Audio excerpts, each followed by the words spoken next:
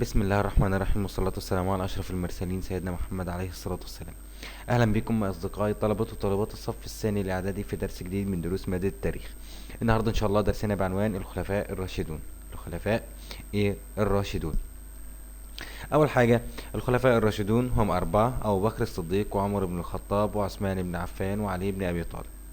الخلفاء الراشدون أطلق عليهم الخلفاء لأنهم جاءوا بعد الرسول صلى الله عليه وسلم وتولوا أمر المسلمين في دينهم ودنياهم.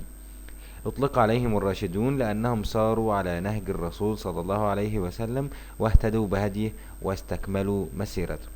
الخلفاء الراشدون زي ما قلنا من شوية هم أربعة: أبو بكر الصديق، تولى خلافة الدولة الإسلامية من عام 11 إلى 13. بعد كده جه عمر بن الخطاب، تولى من 13 ل 23. ثم جاء بعد ذلك عثمان بن عفان من 23 ل 35 هجرية، وعلي بن أبي طالب من 35 إلى 40 هجرية. أول درس هناخده إن شاء الله هو حياة أبي بكر الصديق. أبو بكر الصديق نسبه هو عبد الله بن عامر القرشي، ولد بعد عام الفيل بسنتين و6 أشهر. طيب، بما تفسر أسباب اختيار أبي بكر الصديق خليفة للمسلمين؟ أول سبب طبعا لأنه أول من أسلم من الرجال، كان أكبر الصحابة سنا عندما توفي الرسول، كما أنه جاهد بنفسه وماله وأولاده من أجل رفعة الدين، وارتبط بالرسول وأصبح من أهل الرأي والمشورة، كما أنه شارك مع الرسول في كل غزواته. وآخر حاجة، أن الرسول صلى الله عليه وسلم جعله إماما للمسلمين في الصلاة أثناء مرضه.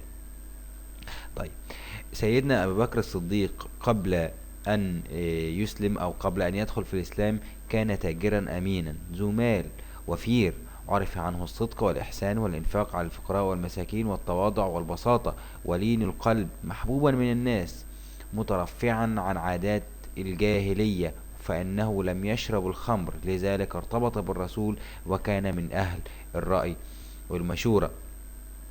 طيب، بعد الإسلام، صفاته بعد الإسلام: لم يتردد أبي بكر الصديق في الدخول من الإسلام، فكان أول من أسلم من الرجال، قدم نفسه وماله وأسرته في سبيل الدين، كما أنه خرج داعيا فأسلم على يديه كثير من الصحابة، منهم عثمان بن عفان والزبير بن العوام وعبد الرحمن بن عوف وطلحة بن عبيد الله وسعد بن أبي وقاص، وهم من العشرة المبشرين بالجنة.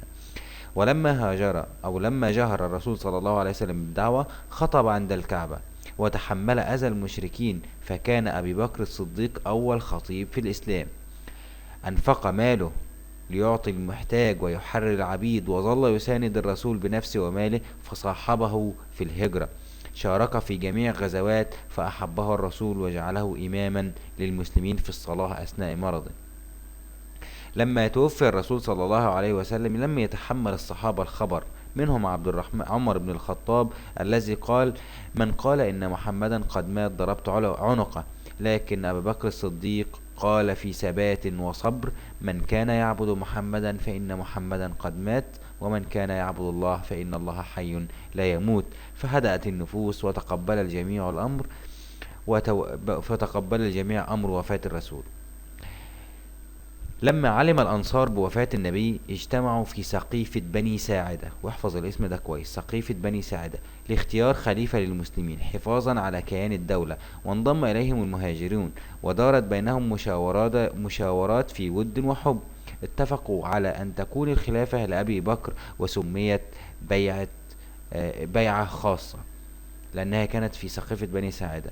ثم تمت بالمسجد، والبيعة العامة بعد كده تمت بالمسجد، حيث أقبل المسلمون وبايعوه، فخطب طبعا موضحا الأسس التي ستسير عليها الدولة الإسلامية.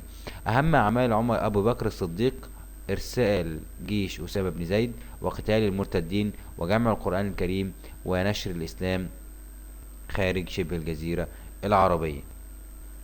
هنتكلم أول حاجة عن إرسال جيش أسامة ابن زيد للشام لحرب الروم. أول عمل قام به أبي بكر الصديق هي حروب أو إرسال جيش أسامة، ذلك طبعا تنفيذا لأوامر الرسول صلى الله عليه وسلم، رغم أن بعض الصحابة نصحوا بعدم إرسال ذلك الجيش لحاجة الدولة إليه لمواجهة الخطر الذي تعرضت له الدولة، حيث عاد بعد 40 يوما سالما غانما لينضم في قتال المرتدين. قتال المرتدين هو الشيء اللي بعد كده اللي واجه الخلافة أبي بكر الصديق. فبعد وفاة الرسول صلى الله عليه وسلم تعرضت الدولة لخطرين، هما أول حاجة امتناع البعض عن دفع الزكاة، وادعى البعض النبوة مثل مسيلمة الكذاب. موقف أبي بكر الصديق طبعا اتخذ موقفا حازما فأرسل الجيوش لقتالهم حتى عادت القبائل المرتدة للإسلام. تالت حاجة جمع القرآن. طبعا أبو بكر الصديق جمع القرآن طبعا بسبب استشهاد الكثير من حفظة القرآن أثناء الحروب المرتدين، حيث أشار عمر بن الخطاب على أبو بكر بجمع القرآن، وأمر أبو بكر الصديق زيد بن ثابت أحد كتاب الوحي بجمعه ووضعه في مصحف واحد. العمل الرابع طبعا هو نشر الإسلام. بعد استقرار الدولة والقضاء على المرتدين، فكر الصديق في نشر الإسلام خارج شبه الجزيرة العربية وتأمين حدود الدولة، فأرسل جيوشه، حيث أرسل خالد بن الوليد لحرب الفرس جنوب العراق، وأبو عبيدة بن الجراح لحرب الروم في حمص بالشام، وزيد بن أبي سفيان لحرب الروم في دمشق بالشام، وشرحبيل بن حسنة لحرب الروم في الأردن بالشام، وعمرو بن العاص لحرب الروم في القدس بالشام.